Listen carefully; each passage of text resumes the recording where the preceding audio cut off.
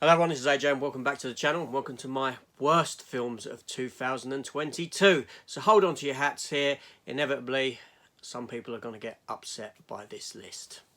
So let's just get into it.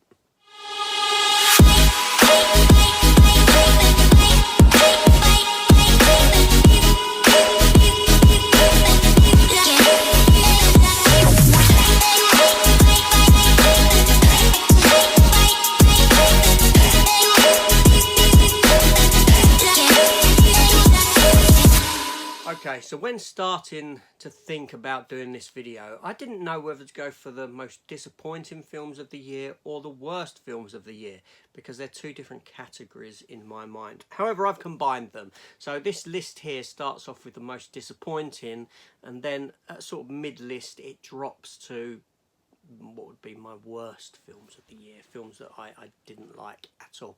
And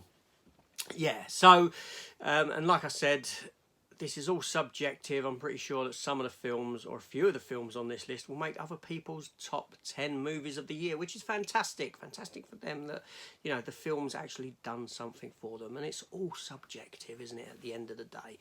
But there we go. So anyway, so let's get started. And number 10. So number 10... The Batman. Yes, The Batman. Now, it's no secret that I didn't enjoy this film, that this film was a complete letdown for me. I went into it with high hopes. I do believe that Batman has been overused now and needs a break from film and TV for an extended period. It's like for the past couple of decades, few decades, Batman has been just shoved down our throats by DC, and I can understand that because it makes money. It's their trump card, so to speak, when it comes to cash. But this film here, yes, now a real world setting. You know, Nolan gave us a real world setting, but it still had some fantastical elements within it. But this film has ejected all the fantastical, and when you eject all the fantastical, all you're left with is the ludicrousness of this character and a man in a silly suit. And that's what this film has in droves. Now, the film, for me, it started off really well. I loved the opening scene. I thought, wow, this has got something. The rain-swept city of Gotham, low-level criminals getting scared of the dark shadows because they're afraid of what's in there when that bat signal's gone off. I thought that was very, very effective. But then the film turns it on its head in that it shows Batman in public. It shows him entering into crime scenes surrounded by loads of police officers. And this is in a city where the police force is rife with crime, with dirty police officers who are on the take. You know, all you need is for one of them officers to owe someone like Falcone a shed load of money, and to get out of that and protect his family, he's got to kill the Batman, right? They ask him to just put a bullet through Batman's face when he enters a crime scene. Do you know what I mean? It's that easy. Not only that, you then got Batman entering a nightclub dressed in his Batsuit. And this is what I'm saying. We're talking about a real world city. If you was in a real world setting today and a geezer walked into a nightclub dressed in this suit, you would look at him and you would laugh. And that's what this film had in abundance. It was that. I know people say, oh, but he does detective work. There was only one scene in it that I felt that it gave the real true Batman doing detective work. And that was when he, towards the end, when he entered the crime scene, after the police had been. That's what it should have given us, him doing his detective work, not in front of a crowd of 50 police officers who potentially are on the take. And also, why would all the criminals be scared of the dark when Batman's so open and entering these places when they know actually it's just a guy in a suit? The film had no real action to offer. People cite the Batmobile scene as a standout action scene. Of course it is, because there's nothing surrounding it in the sense of action. It's slow, it's boring. You know, Robert Pattinson, he wasn't very good in the role. He wasn't very good at all. Again, just my opinion.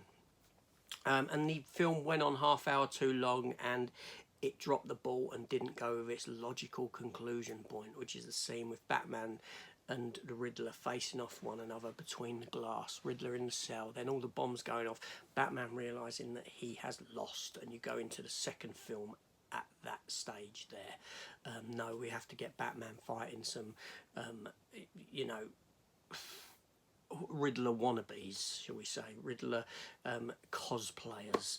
Anyway, so that's that one. Enough about the Batman. And then moving on to number 9 from Marvel, Thor: Love and Thunder.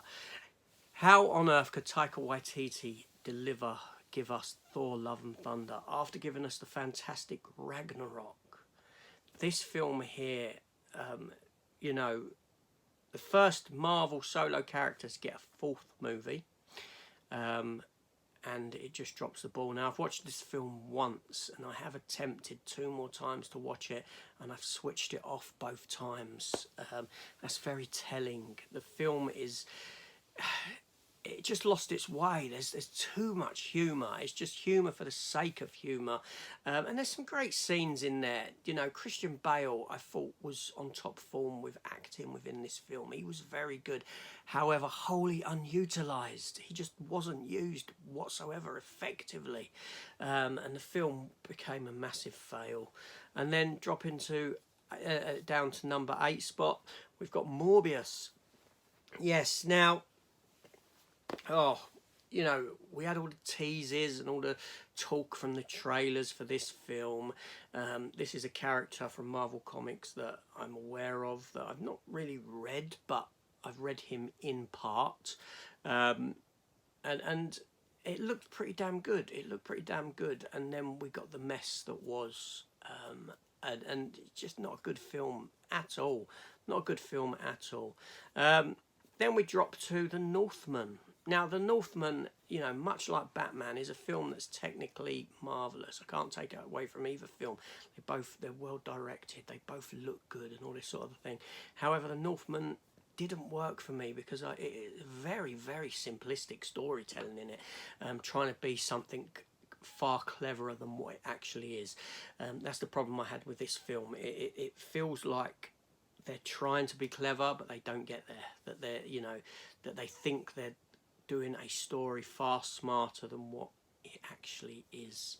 And although, like I said, a good looking film, just dropped the ball for me. Then we get down to my 6th spot, which is Red Notice.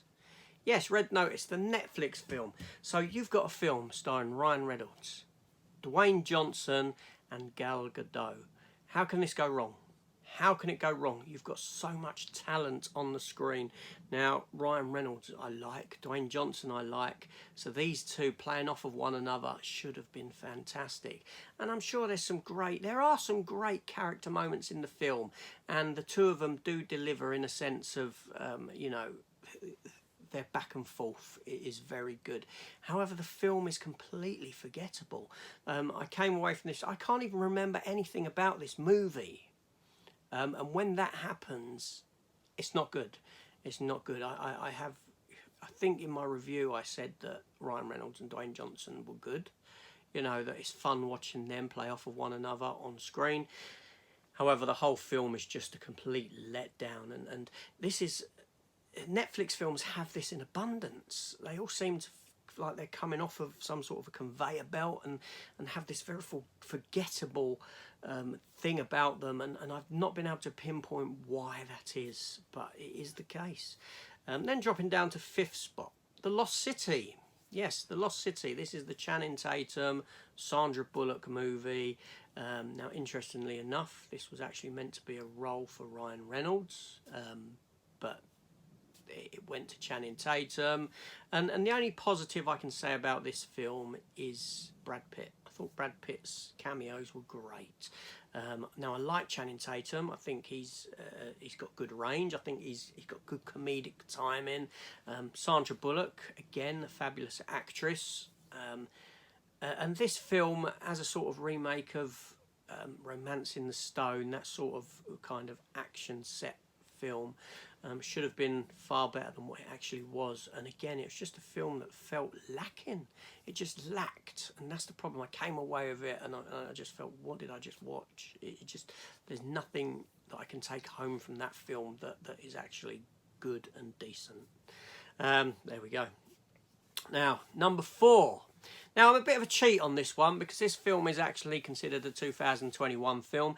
It came out on the 28th of December 2021, at which point I'm sure that a lot of people had already filmed their top films and their worst films of the year. So this one here, at number 4, Licorice Pizza. Yes.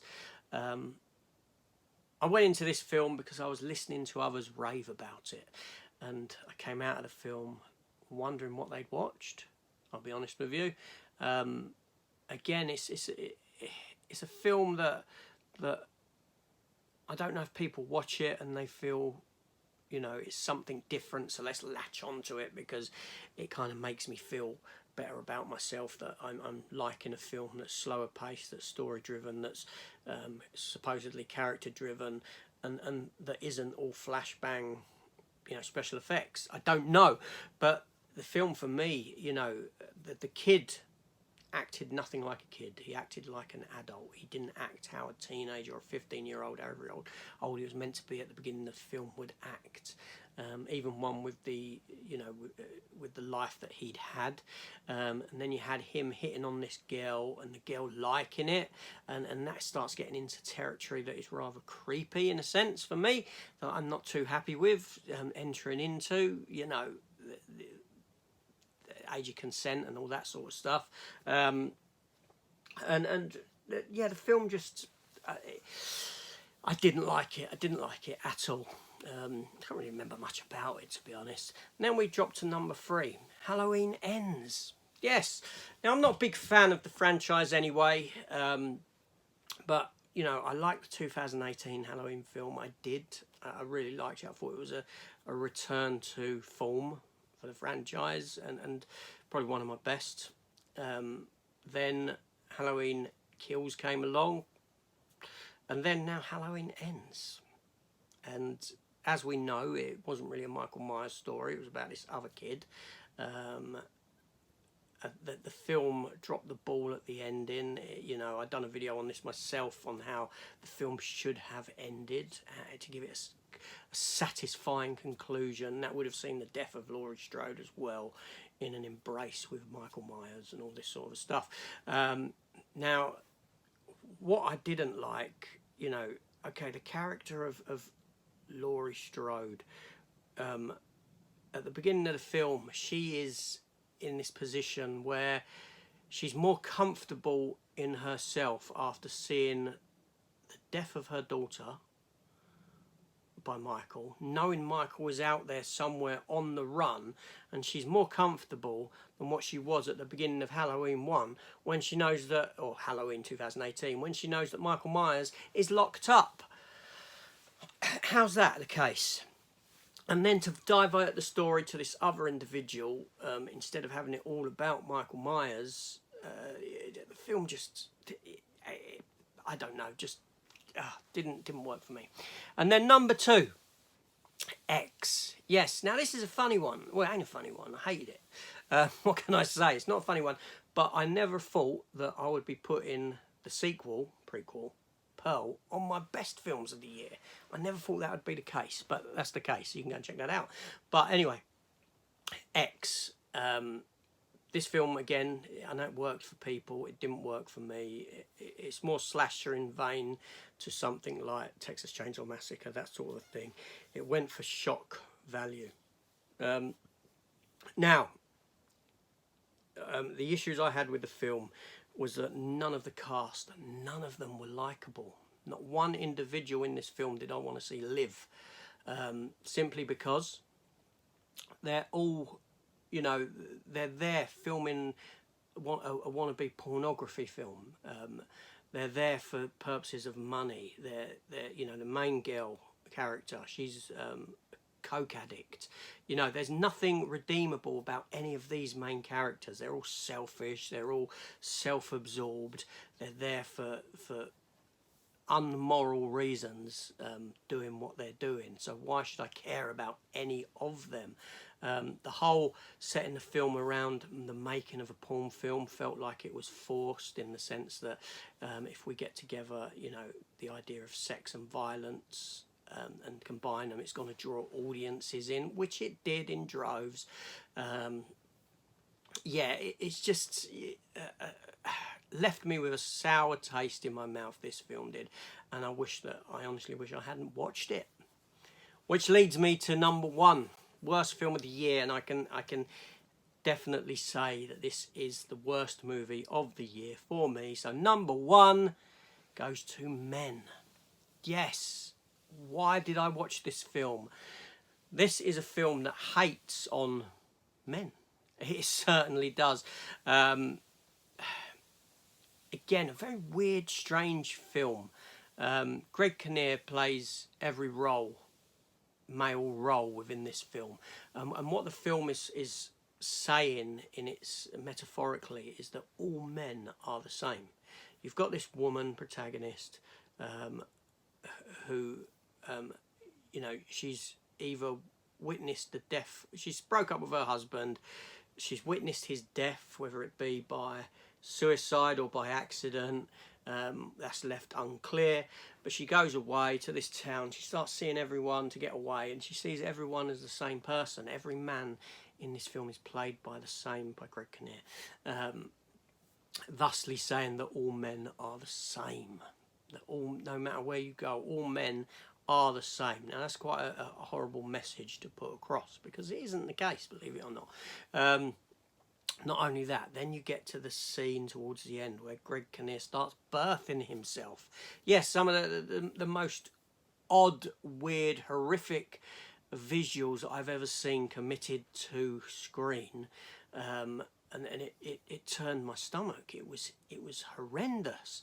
And again, metaphorically, that is saying that all men are generationally the same. So it's a really sort of hate-filled movie in a sense, when you look into its subject and into its metaphors and this sort of a thing. And like I said, again, this film just left a bad taste in my mouth. And even now talking about it, it's not a film that I enjoy talking about. It's a hideous monstrosity of cinema. But then that might make some people's favourite lists of the year. But there we go, like I said, all subjective. So there we go. We've got 10 films on there that have gone from most disappointing down to worst. And it's about the mid-table range that it does start to change from disappointing to worst of the year. Two different categories sort of combined into one, transitioning halfway down. That's the best I can give you. I'm pretty sure that there are films that I've forgotten about that, if they popped into my mind, you know, I should really have a list of everything I've seen over the year. And I could say, oh, actually, no, that one should have been in there. But there we go. Off the top of my head, sitting down, thinking about it, this is the list that I've come up with. So let me know what you think. Let me know your worst films of the year. Like I said, we can have a friendly conversation. I'm not the type of person that's going to start on you because you think Men is your favourite film of the year. That's great if something like that worked for you, or X was your favourite film of the year. Like I said, it's subjective, and as long as we can discuss that in a friendly forum, then we're all good, aren't we? There we go. Anyway, this is AJ. Thank you for watching. Hit the subscribe button. Come and join the channel. And I will be back tomorrow with another top 10, and that will be my top 10 4K releases of 2022. This is a week for top 10s, isn't it? Or for lists. So I shall see you then. Take care all, and goodbye.